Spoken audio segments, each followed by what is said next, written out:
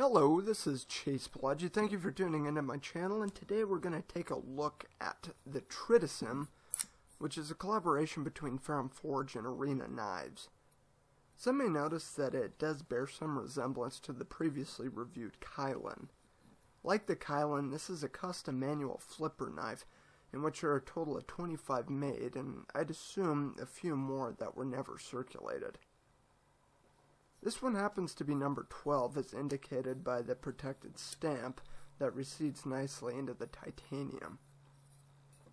The knife was designed by Giuseppe Guerra, who was an aspiring knife maker. He did some of the tumble work for Ferrum Forge, and as far as I know, this is as far as he took his knife making. He did grind the blades under the guidance of Elliot Williamson, which incidentally is very well done.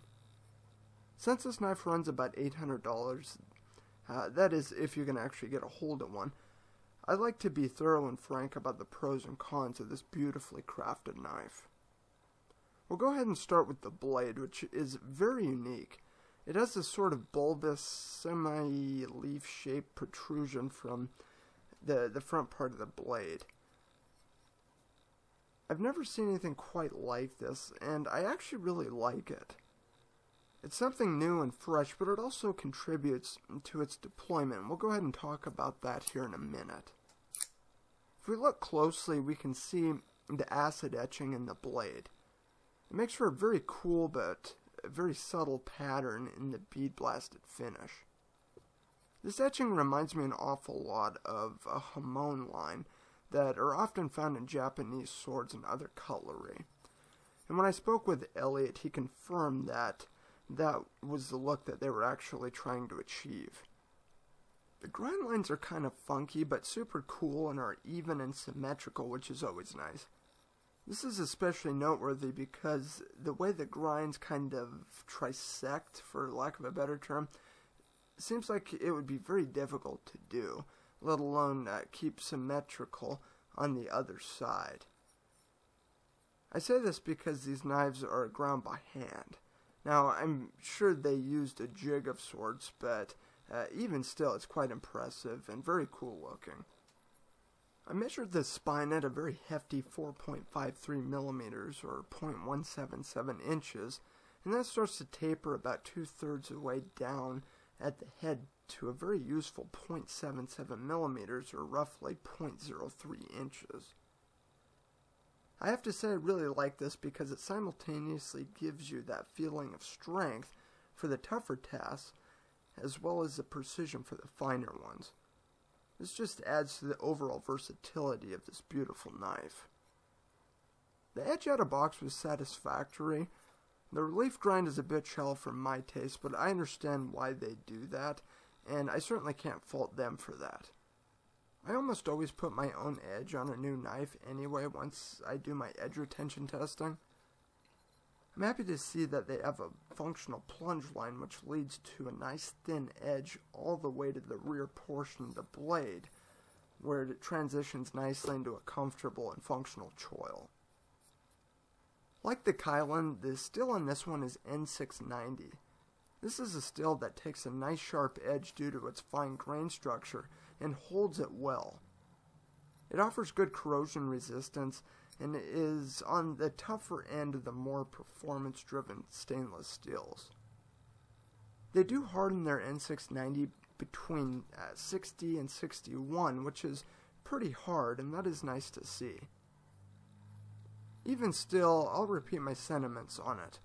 I personally would like to see something like LMAX or M390 if they like Bowler. But I think this knife would rock ZDP 189 or Super Blue very well. Again, I'd rather have N690 with a great heat treat than any one of those with a subpar one. I'd just like to see a steel that isn't so mundane at the $800 price point, but that's just me. The action is very nice. It's really hard to describe though. Although very smooth, it's not that it's the very smoothest action I've ever felt, but there's a nice crisp feeling as the detent breaks, and then again when it locks up. It has a really cool feel to it that is unique to Ferrum Forge, so I do love the action. On the other hand, I do feel that the physical flipper tab could have been just a little more refined. It has abrupt edges without offering additional traction. I think that it is a very small detail that would have made a substantial difference in the overall feel of the knife. As long as they weren't concerned with traction, I feel that polishing and rounding the flipper tab would have gone a long way here, but that's just me. The lockup is incredibly tight in every direction. I'm very pleased to see this. It's just rock solid. I will say that the lock engagement is extremely early. I've never seen anything quite like this, as most of my Reeves integral locks lock up somewhere in the neighborhood of 50%, give or take. This particular knife is 10% maybe. It has a very crisp release, which is nice, but if this blade doesn't come out with authority, it can easily collapse on you. I know it isn't any different than a slip joint if it failed, but when you're not expecting retraction, it can be a different story. It's also pretty difficult to get it to not lock up fully, but if you short-stroked it, I suppose it could happen. As mentioned, the locking system is the RIL, or titanium frame lock, of which I'm a huge fan of. I like the integrals for their class and simple yet effective design.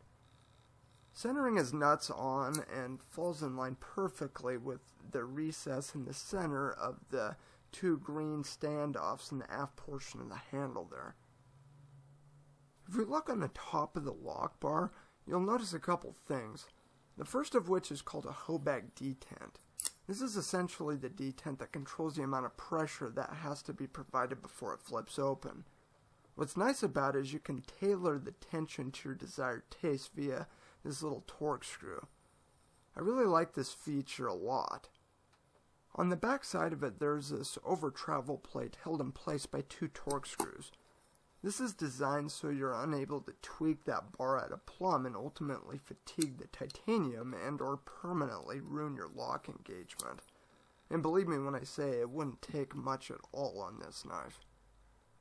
The titanium has this really cool cobalt blue finish on it with kind of a toxic green hardware and a recessed stripe.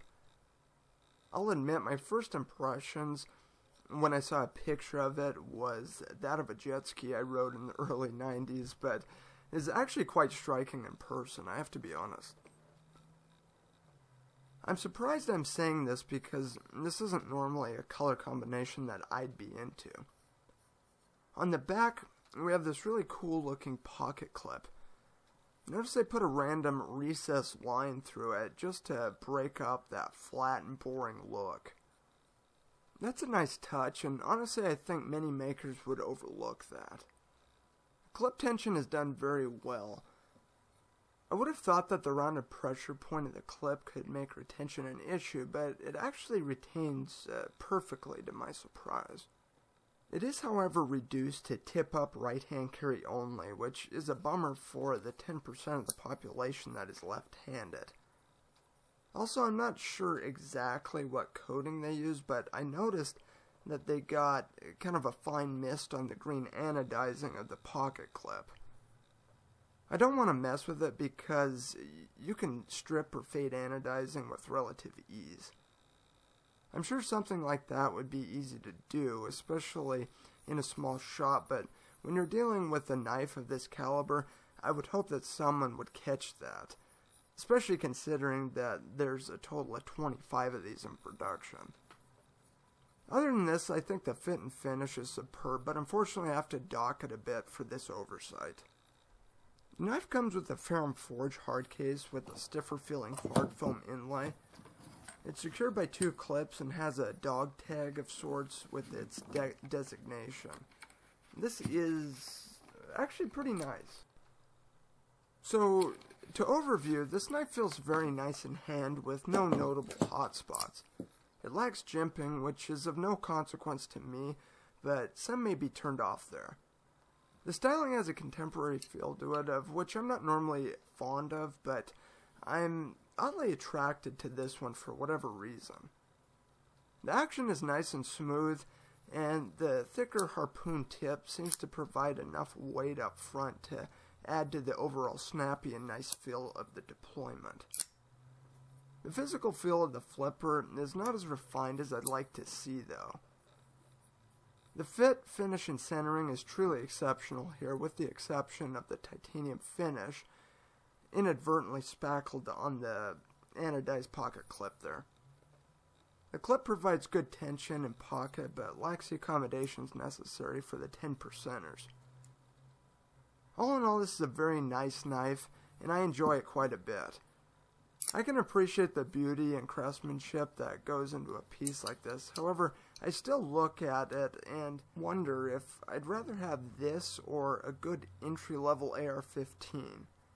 Granted, they're two totally different things, and I have more ARs than I know what to do with, but it just kind of puts everything in perspective for me.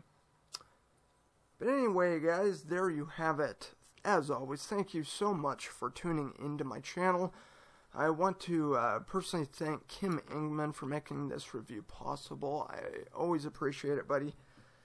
If you have any questions, feel free to leave your mark down in the comments section. And if you did enjoy the video, please feel free to like, share, favorite, and subscribe. Anyway, until next time, this is Palagi, signing off.